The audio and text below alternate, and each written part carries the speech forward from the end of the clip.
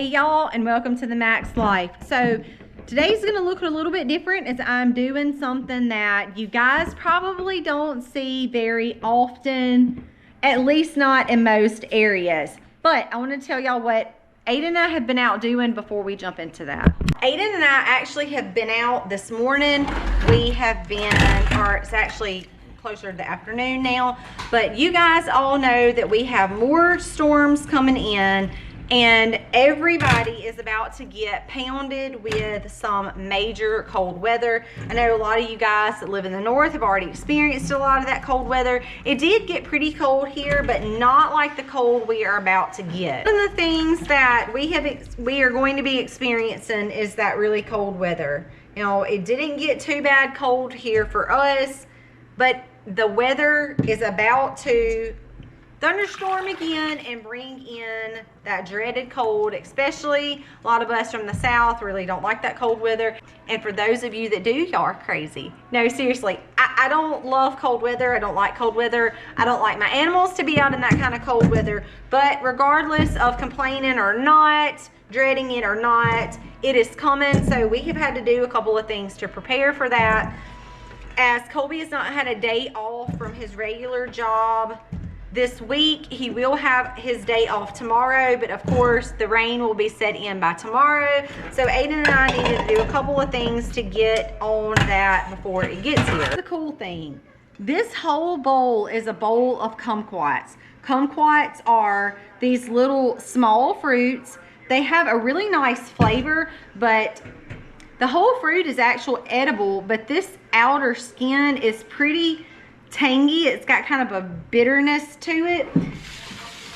These key limes were long overdue to be picked. Now, I do love my key lime trees, and they have put off wonderfully this year. So when I wanted a key lime pie, I went out to pick the key limes. However, I really had more than I can use, and most of these that are in this bowl are all kumquats. Now, here's the cool thing about kumquats and my kumquat tree that I have in my greenhouse. Now, these things are loaded with vitamin C, which is one of the main reasons I love having my tree, is for being able to go out and gather the kumquats. Not that we eat them right off the tree, just because they do have such that bitterness behind them. We don't just love to pop them in our mouths and eat them, even though I did take one about this size out there the other day and put it in my mouth. And it has a really nice flavor, but it is pretty bitter. Here's what I'm doing with the key limes and kumquats that I just picked from my greenhouse and got them washed up really well. I am going to be taking my kumquats and my key limes.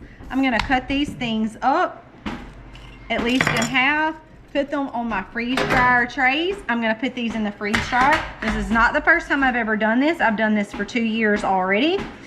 I will get my kumquats and key limes dried out. Then I'm going to be taking these out and grinding them into powder. After I get them in powdered form, I'm going to be putting them in capsules. Now, my main go-to for these guys is when I have been exposed to sickness or I'm trying to get over a sickness. This is a boom of vitamin C, and we're not talking about vitamin C from the lab, okay? We're not talking about synthetic vitamin C where you can go to the store and you can get vitamin C vitamins. No, this is a natural source of vitamin C that I literally went to my backyard to get. Having the freeze dryer allows me to get it in a nice powdered form that I can take it and put it in capsules. If you do not have a freeze dryer, of course, dehydrators will do the same thing. The only thing I will say, the difference between the freeze dryers and the dehydrator is the freeze dryer puts it in a little bit more of a form that's easier to work with. The dehydrators make them very difficult to grind. You better make sure that you have a really nice grinder, because dehydrating, of course, you guys know, removes the water content immediately, and it literally draws all the water out and makes it dried up, shriveled, and hard, which is nothing wrong with that. You can still work with that. There's no problem. I just really like the way that my freeze dryer preserves my food really nicely.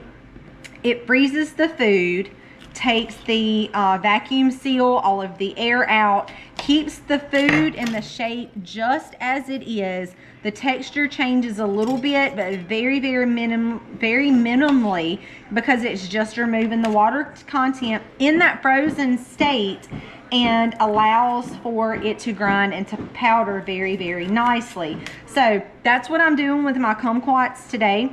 I have also taken 2 heaters and placed them out in my greenhouse, tried to sure up all those loose ends like that, just because I know that we have that really cold weather coming in, and I don't want to lose things like my citrus trees. I have lots of biennials out there that I know if they got down into the teens, they just wouldn't do well. So I have all those things packed into my greenhouse.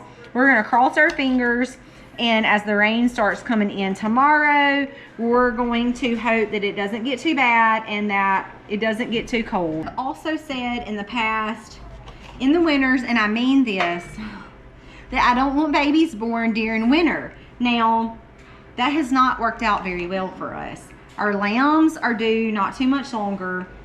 Our mama pigs thankfully had their babies when it wasn't absolutely freezing, and they can all bed down and be fine. Now, the year before that, of course, she had her babies. The next day it was going to storm and everything was going to be soaking wet, and we had our highs in the teens, which is very unusual for our area. Luckily, that didn't happen this year, but I did not even want them bred. Unfortunately, our boar that was in the whole pasture behind the mamas tore the gate down, got to the mamas, and bred both of them.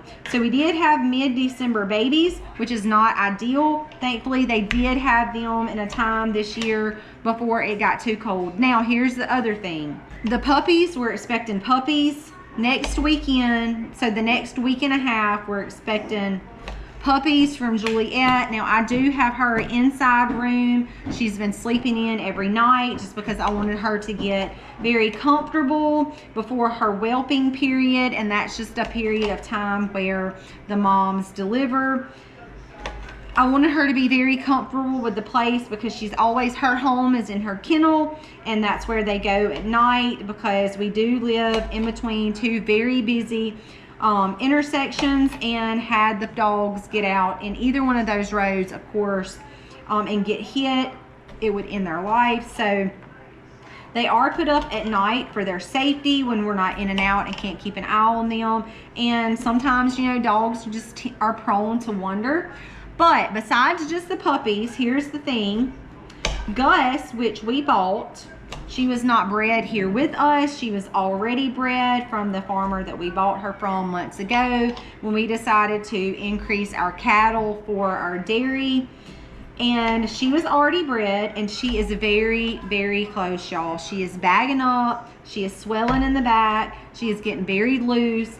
All of those are signs that her body is getting ready to prepare for delivery. All of those signs are happening, and we know that she will be delivering very soon, which is, again, not an ideal time. If Gus was to deliver, we would have to actually go out and get her in the milk stanchion area, run some extension cords out there in order to put some heat lamps on in case the calf is born and she is out there with the baby and it is in the teens. That is not ideal either. Not saying that the calf couldn't survive, because they are hardier than we think they are.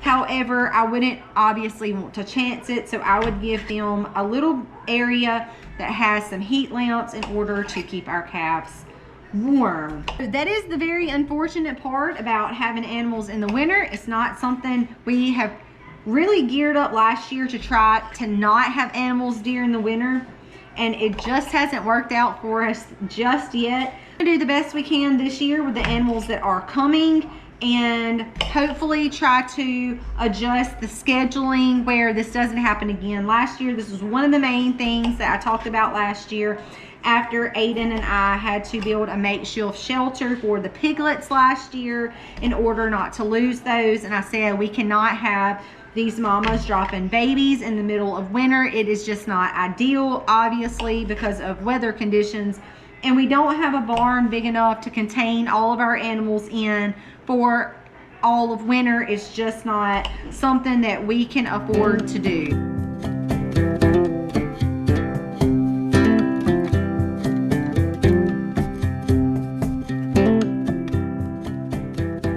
A lot of people just think about using freeze dryers just to put up food, which I do.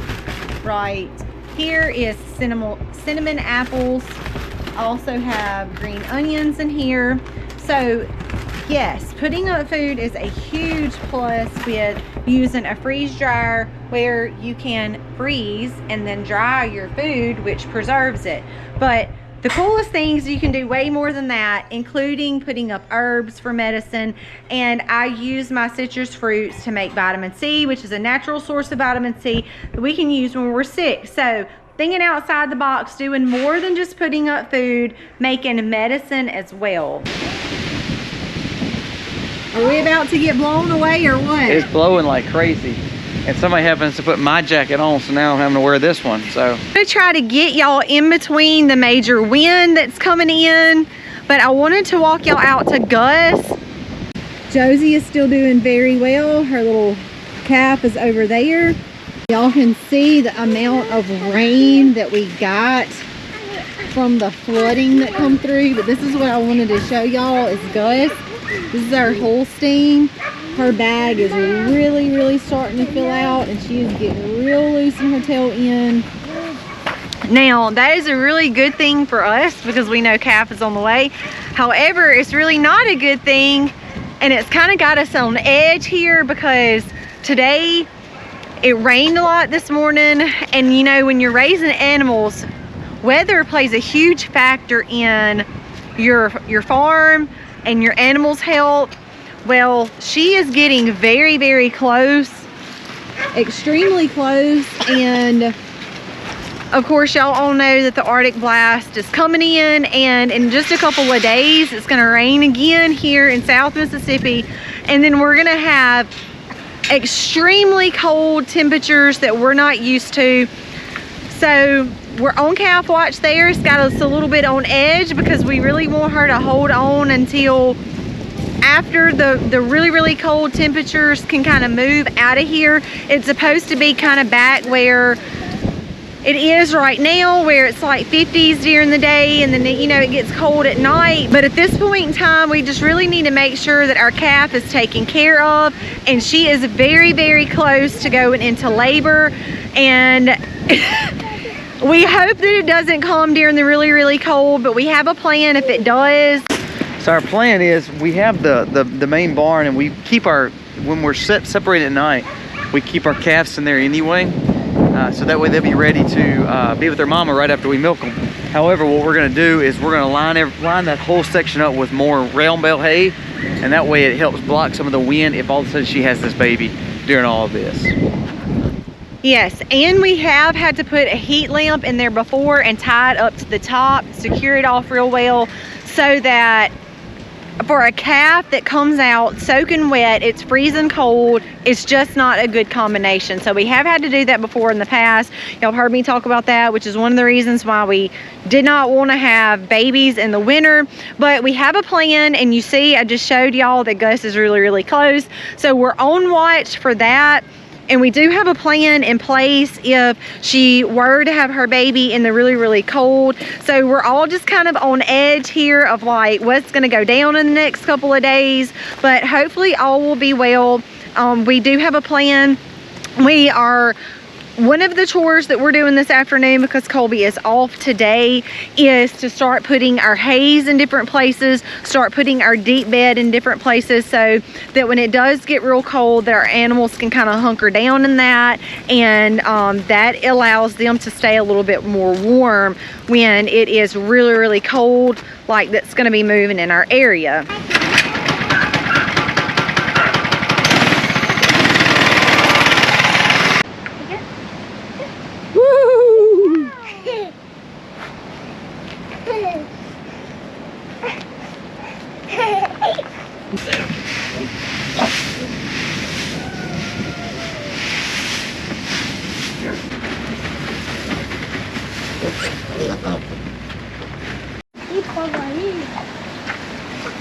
Well, y'all, we have finished up the loose ends for the most part. The only other thing that we still know we have to do is move some hay, but we're gonna wait a little bit closer to time to do that. Everything else has been set and done, so we're calling it a day here. We're gonna go ahead and go in and have some family time, play some games tonight. We are praying that you guys stay safe and warm as well, and thank y'all as always for watching us on this journey. God bless. Happy homesteading, y'all. Happy homesteading, y'all.